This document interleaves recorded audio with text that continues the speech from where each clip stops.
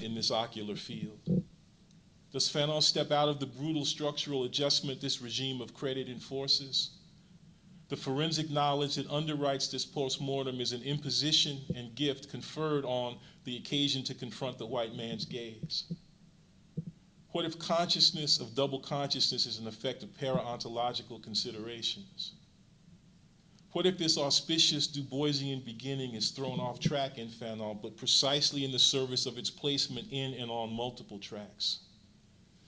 Here, I think, is how the distinction between sociology and sociogeny turns toward a socio-poetic cognizance of the real presence of the people in and at their making, where that retrospective ascription of absence that Fanon's inhabitation of the problematic of damnation, which is activated in his return to his native land, is given in and to a lyrical, analytic poetics of the process of revolutionary transubstantiation that begins with the experience of the non-native's non-return to the village and to the consensual excess of its social speech, where and by way of which we study what it is to live in what is called dispossession.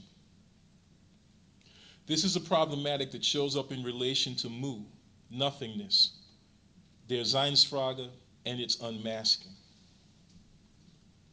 John Donne says, quote, "If I, an ordinary nothing were, a shadow, a light, and body must be here. But I am none, nor will my sun renew."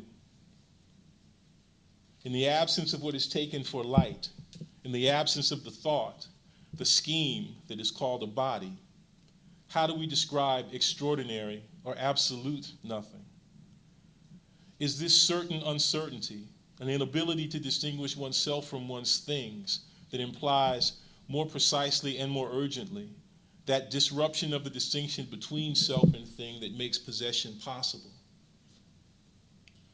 The body schema manifests itself as a breakdown in the relay between knowledge of the necessity of grasping and the capacity to grasp, where necessity and capacity each denote in turn a relay between knowing and acting.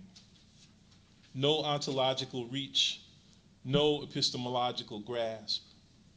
Meanwhile, it is precisely this implicit knowledge of the difference between self and thing that flesh questions. Linebaugh speaks of this nonsense, the extrasensorial assertion which must have emerged in the ship's hold, which was a language lab, a zone of experimental audiovisual intonation, but also, and it is Omasiki Natasha Tinsley who approaches this almost complete unapproachability, a scene, an erotic vestibule, a prison house of violent pleasure where flesh is rendered in the absolute exposure of a terrible open secret. Linebaugh's critics, some in their best old-fashioned Marxist ways, anticipatory of Patterson's dismissive relegation of lore in the interest of data, say no, nothing could ever come of such formal deprivation other than the poverty of the informal, which they have neither the capacity nor the desire to think in its incalculable rhythm. To which I would answer yes, only nothing. Only that less and more than subjective and subjected sociality, fantasy in the hold. And this is to say, basically, at the level of his real intellectual and social aims, if not at the level of the specific critical objects of our work.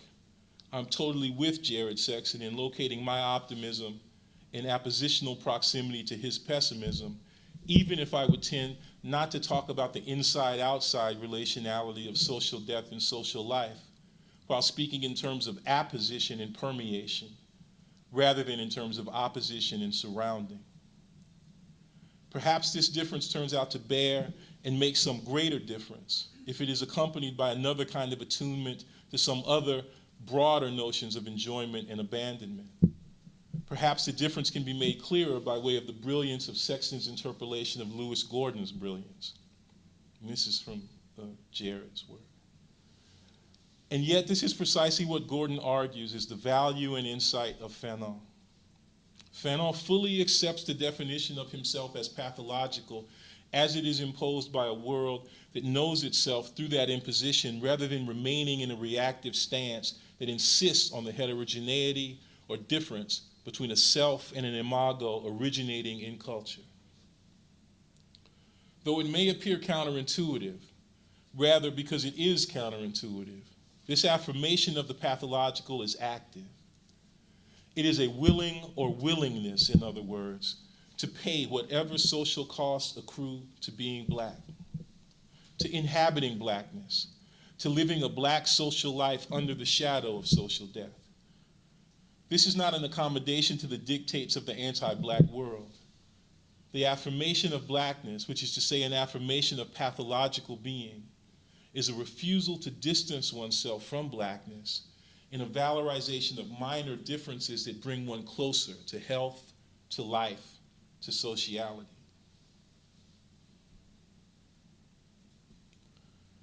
A complete, which is to say a lyric lysis of our living flesh and earthly sociality, which is often taken for a morbid body or a morbid universe, requires us to recognize that blackness is not reducible to its social costs.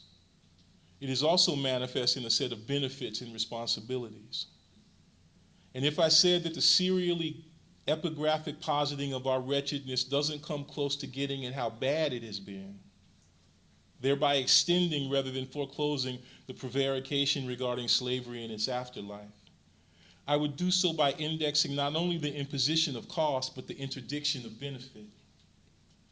Paying implies capacities to have and to relinquish that are irreducible to expropriation.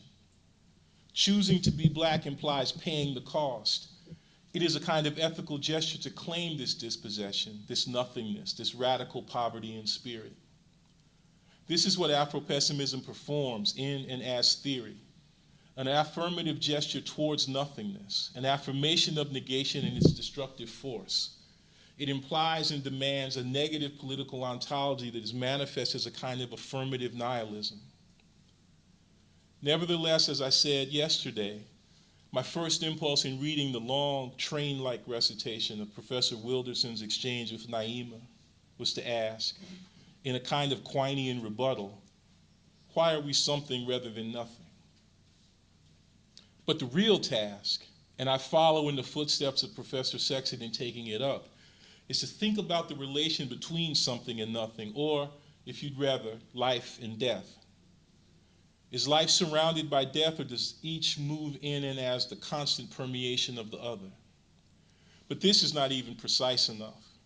The question is, where would one go, or how would one go about studying nothing's real presence, the thingly presence, the facticity of the nothing that is? What stance, what attitude, what comportment?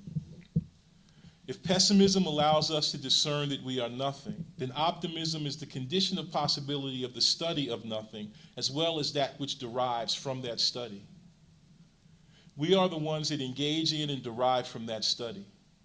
Blackness as black study, as black radicalism. In the end, precisely as the end of an analysis, the payment of a set of social costs will have coalesced into the inability properly to assess the nothingness that one claims. Blackness is more than exacted cost. Nothing is not absence. But now I'm entering new territory unknown to me, not as a settler, but as a penitent, a pilgrim. I have to see if